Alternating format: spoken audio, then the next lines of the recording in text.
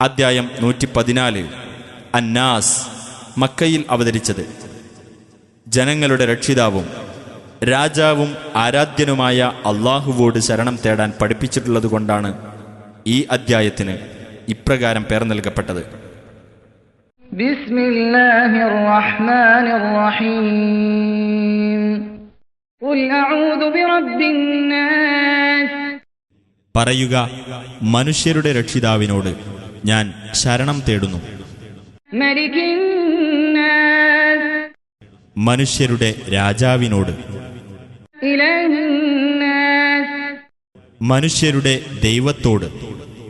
മിൻ ശർരിൽ വസ്വാസിൽ ഖന്നാസ്. ദുർബോധനം നടത്തി പിന്മാറിക്കളയുന്നവരെ കൊണ്ടുള്ള കെടുതിയിൽ നിന്ന്.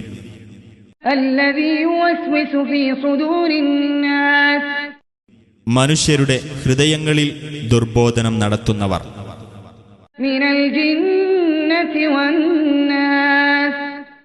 മനുഷ്യരിലും ജിന്നുകളിലും പെട്ടവർ.